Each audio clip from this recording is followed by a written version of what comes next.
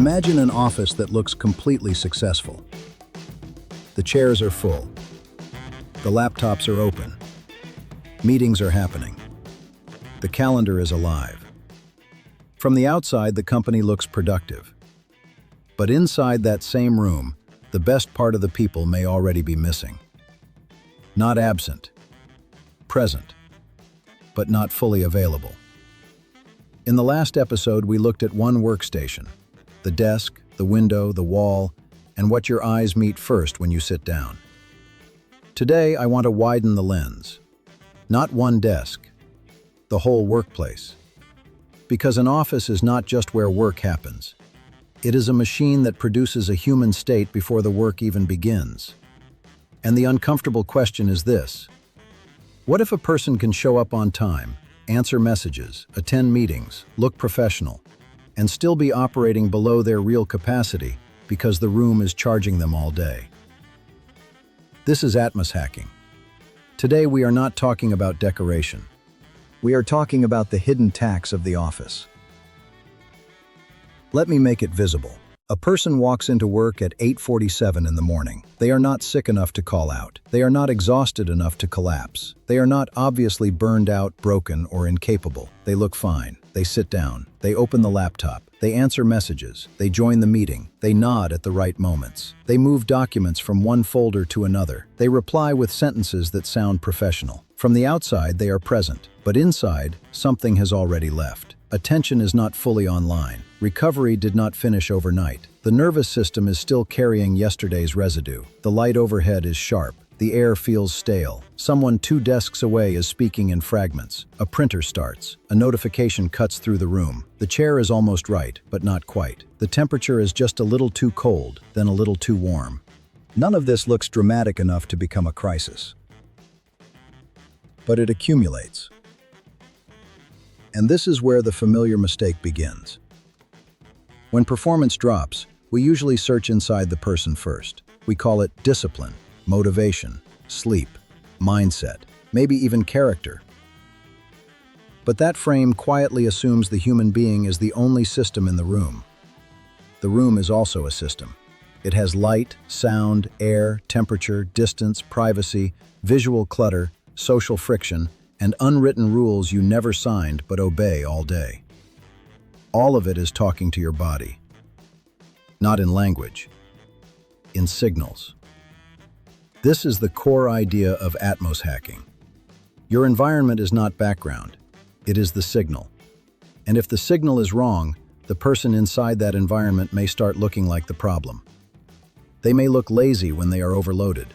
They may look unmotivated when they are depleted. They may look unfocused when the space is asking their brain to filter noise, discomfort, interruption, and exposure at the same time. So this episode is not really about office design. It is about a hidden tax, the tax a room can charge before work even begins. In occupational health language, there is a word for being at work but not fully functioning. Presenteeism, a CDC NIOSH-hosted workplace safety resource, describes presenteeism as being on the job, but because of illness or other conditions, not fully functioning. Most people hear that and imagine someone pushing through a cold, a migraine, chronic pain, anxiety, depression, or fatigue. That version is real. It deserves care, not shame. But there is another layer that is easier to miss. A person may not be obviously sick. The workplace itself may be draining the conditions that make clear thinking possible. I want to be precise here. I am not saying every office makes people sick. I am not saying plants cure presenteeism. I am not saying better lighting turns a team into geniuses. That would be too simple. And frankly, it is exactly the kind of pop wellness content this channel is designed to avoid. What I am saying is more useful because it is more practical. A growing body of evidence suggests that parts of the built environment, especially sound, air quality, ventilation, comfort, and access to restoration, can shape the conditions for attention, fatigue, stress, and cognitive performance. When those conditions are ignored, the office can become a place where people are technically present, but functionally diminished. Not absent, not fully present either. Somewhere in between. That middle state is expensive because it is quiet. Absence is visible. The chair is empty. The calendar shows it. A manager can count it. Presenteeism is harder. The chair is full. The laptop is open. The emails go out. The meeting happens. But the quality of attention is lower. Recovery is incomplete. Decisions take longer. Small interruptions feel bigger. The end of the day arrives and somehow nothing feels finished. That is the invisible price. Let me ask you directly. When was the last time you walked into your office and felt your energy actually rise? If you have to think about it, that is information. That is the room talking. Now look at the office through that lens. Not as a container for work, but as a machine that produces states. A harsh ceiling light can tell the body to stay alert but never settle. A noisy, open plan can tell the brain to keep scanning when the work needs depth. A stale conference room can tell the group to push through while thinking slows down. A windowless space can make time feel abstract, as if recovery has no place in the day. These are not mystical claims. They are design signals, and signals create probabilities. A room does not force one specific behavior in every person, but it can make some states easier and other states harder. That is the difference between blaming a person and reading a system. Now let's bring in the research carefully, because if we use science badly, we turn a useful signal into a slogan. In 2011, Helena Yankee and her colleagues published a study in the Journal of Environmental Psychology on open-plan office noise, cognitive performance, and restoration. They placed 47 participants in a simulated open-plan office under two ordinary noise conditions, a lower level around 39 decibels and a higher level around 51 decibels. That is the important part. This was not a jackhammer outside the window. It was office-level noise.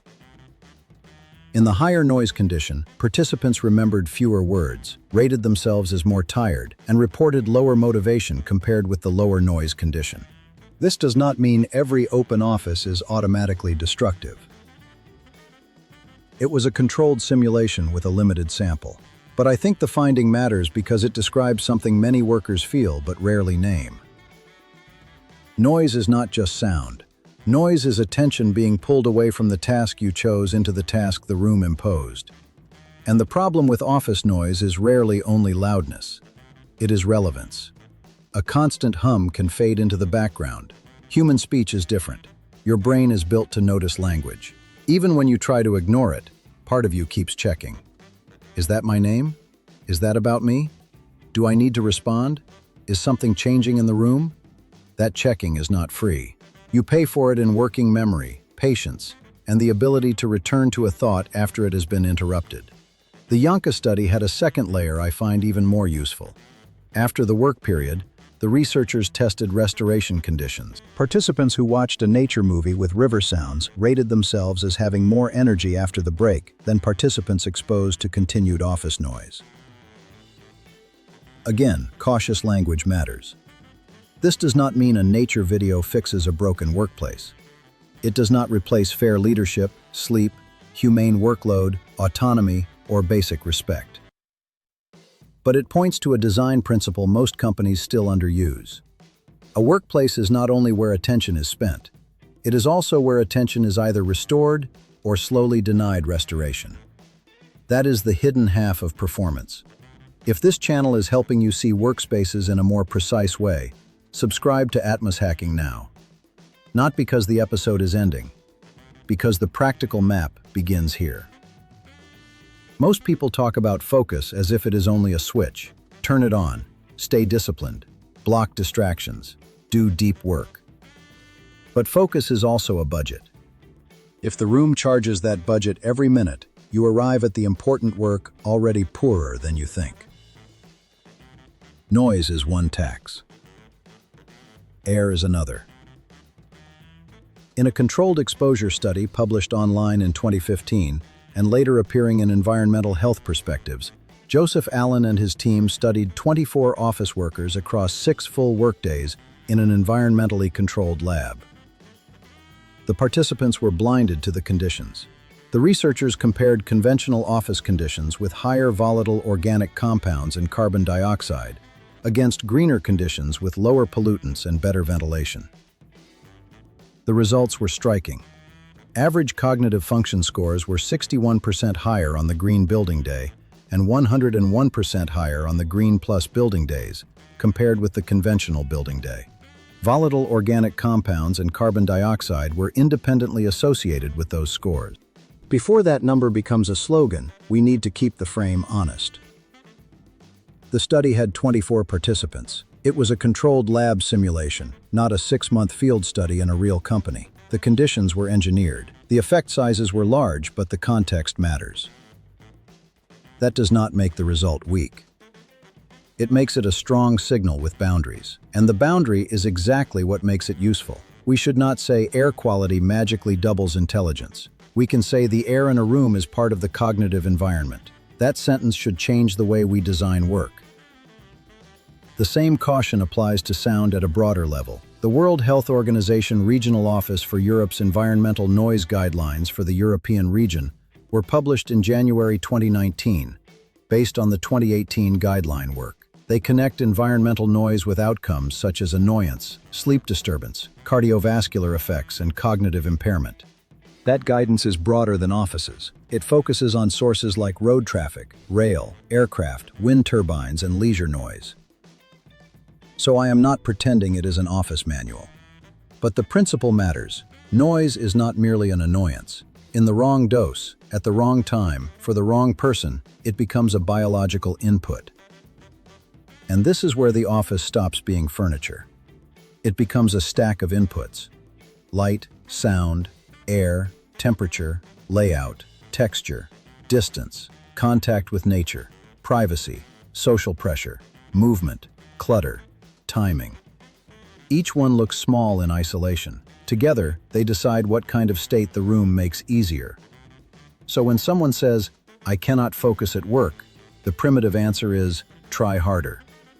The better answer is, what is the room asking your brain to do before you even start? Because sometimes the task is not just the task. The task is writing the report while filtering 2 conversations, ignoring glare, tolerating the wrong temperature, pretending the lack of privacy does not matter, managing the pressure of being visible, and still recovering from yesterday's poor sleep. Then we call the person distracted. Maybe they are, but maybe the room is built like a distraction engine. That is the autopsy. The visible symptom is low productivity. The hidden layer is environmental load. The deeper cost is something I want to name, because once you can name it, you can design against it. State mismatch. State mismatch is what happens when the state required by the work is not the state supported by the room. Creative work requires openness, pattern recognition, psychological space, and calm alertness. But the room may be producing surveillance, noise, visual pressure, and interruption. Analytical work requires depth, sequence, working memory, and protection from distraction. But the room may be producing scanning, shallow responsiveness, and fragmented attention. Recovery requires downshifting, softer sensory input, and permission to pause. But the room may be producing brightness, urgency, endless visibility, and the quiet message that stopping equals failure. When the state and the space conflict, the body has to bridge the gap. That bridge is effort, and effort compounds. This is why a person can sit in a space for 8 hours and say, "I barely did anything, but I feel destroyed." They did do something. They fought the room all day. You may have felt this. A meeting room with no window. The meeting is not difficult, nobody is shouting, nothing is broken. But halfway through, everyone gets flatter. Fewer ideas appear. People repeat what has already been said. Someone checks a phone. Someone summarizes too early because the room feels finished before the conversation is. Or the open office after lunch. It is not chaotic, it is just unstable. A laugh in the corner, a keyboard, a quick question, a chair rolling, a phone vibrating, a manager walking past. The brain cannot fully settle because the environment keeps offering reasons not to. Or the light. Bright enough to keep you awake, but not warm enough to make you feel human. The body stays activated, the mind stays shallow. The day becomes a long act of polite survival. This is where presenteeism becomes more than an HR term. It becomes a design warning. An organization can have full attendance and still lose the best part of its people. Their creativity is there, but harder to access. Their judgment is there, but slower. Their patience is there, but thinner. Their motivation is buried under sensory friction nobody named. Then the company tries to solve it at the wrong level. More meetings about productivity, more dashboards, more motivational language, more reminders to collaborate. But the atmosphere is still saying, scan, tolerate, compress, perform, do not recover. This is why I think AtmosHacking has to begin with a different question. Not, what is wrong with the person? First ask, what state is the room producing? Because every room has a default state. A courtroom produces seriousness. A casino produces stimulation and a strange distortion of time. A luxury hotel lobby produces controlled ease. Offices do the same thing.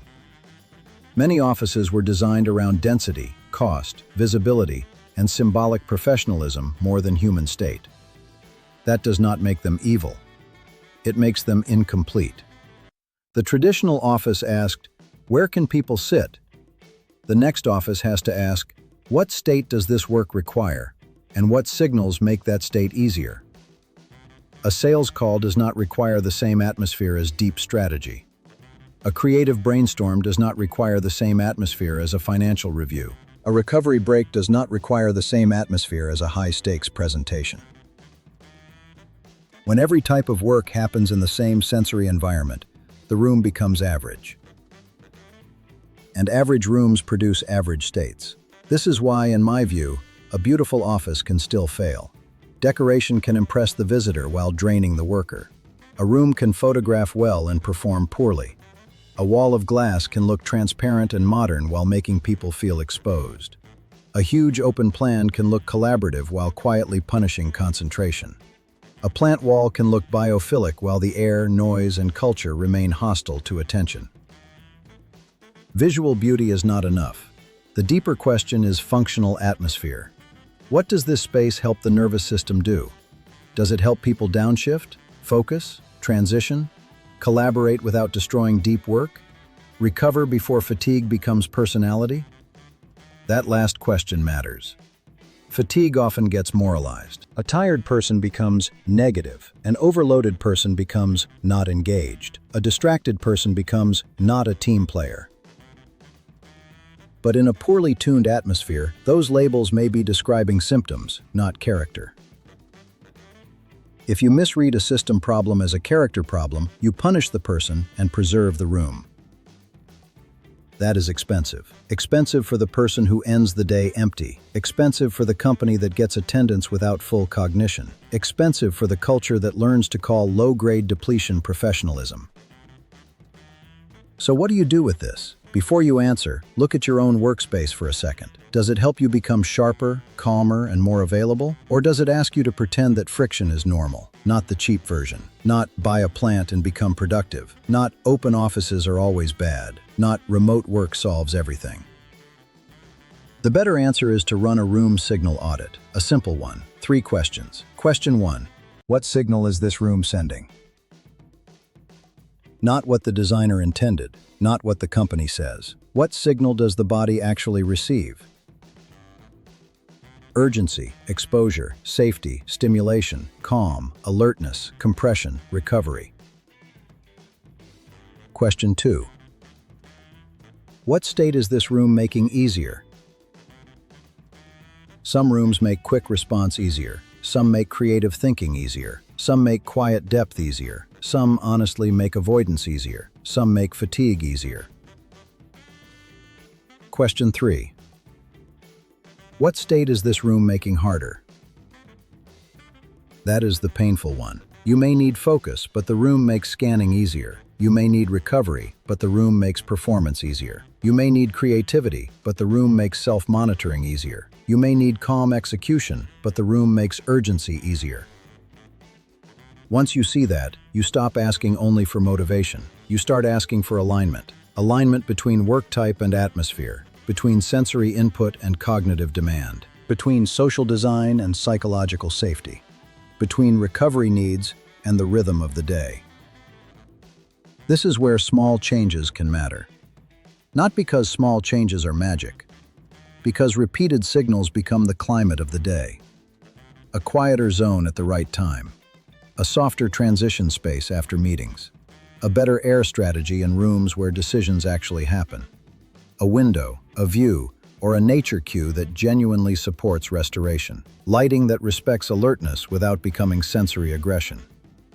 A layout that separates collaboration from concentration instead of forcing both into the same acoustic battlefield. Here is what I believe, and I will put it plainly. The premium version of productivity is not forcing the human harder.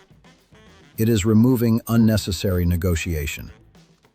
Every time the body has to negotiate with noise, air, glare, discomfort, exposure, and interruption, less of the person is available for the work that actually matters. That is the core of this episode. Presenteeism is not only an attendance problem, it can also be a signal problem. A person can be present in the chair and absent from their best state. If the room keeps producing that absence, the solution is not just more effort. Part of the solution is a better aligned atmosphere. Now I want to be careful because I take this seriously. Atmosphere does not replace medical care. It does not replace fair management. It does not replace reasonable workload, sleep, autonomy, compensation, leadership, or culture. A beautiful room cannot fix an abusive system. But a bad room can make a decent system feel worse.